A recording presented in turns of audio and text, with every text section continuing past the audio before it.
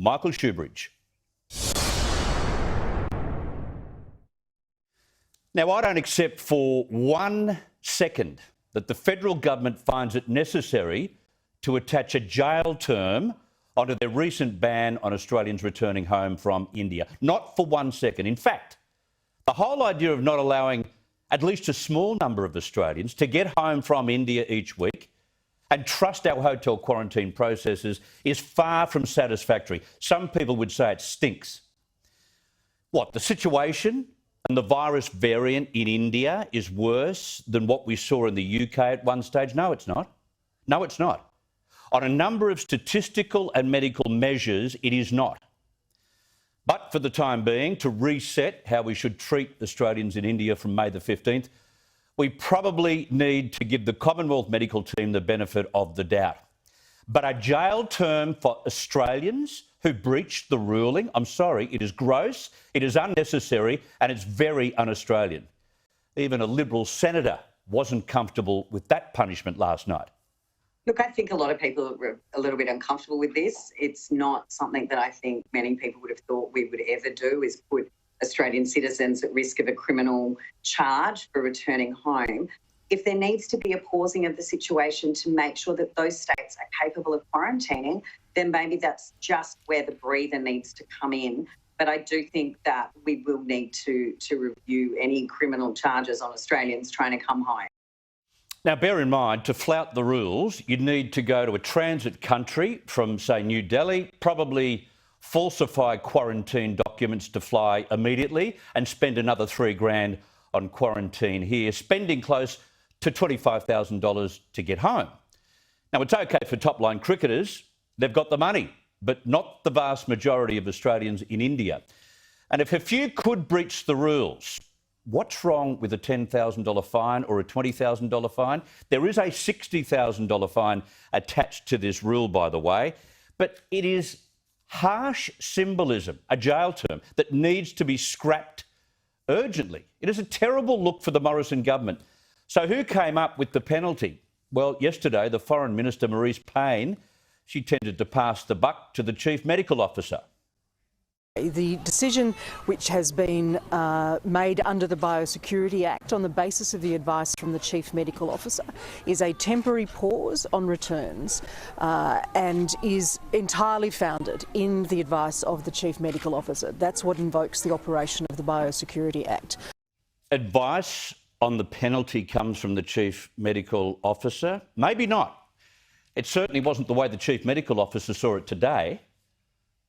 The advice we provided was what we were asked for, which was related to that particular section of the Act, which was what is the public health threat, what is the nature of that public health threat, what sort of time would need to decrease that threat, and also what sort of things could be done to decrease that threat. And another section of the Act is about the penalties. So we weren't asked about penalties. That's the law.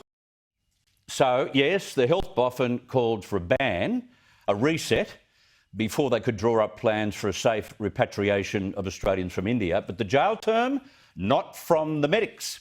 Now, after that conflict was established today, the Financial Services Minister, Jane Hume, came up with this answer. The CMO did not recommend jail time or $60,000 penalties. That was a decision by government, was it not? No, he did not. No, that's a decision. That's a function of the Biosecurity Act, which is what was invoked by the Chief Medical Officer's advice. This is not what anybody wants. Are you confused yet? Well, biosecurity is in the hands of the Health Minister and the Agriculture Minister. Now, it's hardly a rural issue, and if Greg Hunt is acting only on medical advice, it's back to Professor Kelly, who says it wasn't him.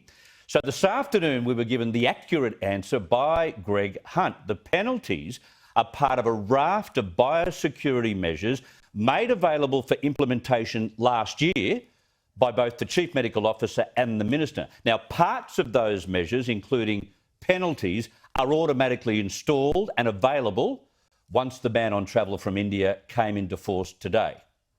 One of the things here is that we have been very measured.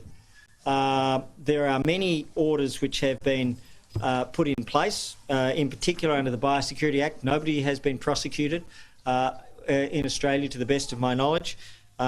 the original remote communities protection orders were made under the Biosecurity Act. The Biosecurity Act was invoked on the 18th of March 2020, and this section has been in action since that time. The remote communities protection ruling, which was put in place, that's now been rescinded, thankfully, given the state domestically across Australia. So it is part of the Biosecurity Act. But irrespective of how this threat of 5 years in jail came into being, it is a wretched thing to hang over the heads of Australians. These are not dual citizens either, and I've noticed a lot of people commenting on the fact that they may be. India does not allow dual citizenship. The Biosecurity Act leading to prison for Australians has got to be ditched. And it appears the Prime Minister began reading the room today and may backflip on this ruling sooner than expected. Of course, that's not how Scott Morrison described it. Yeah, that's the case, and Ray. I mean, and I can and will be reviewing it before then too, with Greg Hunt and the Chief Medical Officer, and we will continue to do that. We'll do it, this week. We'll do it the following week. This only needs to be there in place for as long as it needs to be there to keep Australians safe. But it is worth pointing out, it does appear that most Australians are satisfied with the way the government is handling the COVID wave in India. A Lowy Institute survey released this afternoon found that 2/3 are happy with a ban on Australians returning from India. But the decision clearly discriminates between Australians of Indian heritage because we didn't stop Australians returning from the UK when their death rate peaked above last week's numbers from India. There is no reason why we can't place a small cap on the number of Australians returning from India and rely on what has been a successful safety net this year, hotel quarantine. We've had minor leakages. Minor leakages have been quickly cleaned up, and the same can occur after May 15. The decision needs to be made by the Prime Minister and not the National Cabinet, which is made up of risk-averse leaders who only know one way of dealing with COVID-19, which is to shut borders. We're better than that, and we're good at it.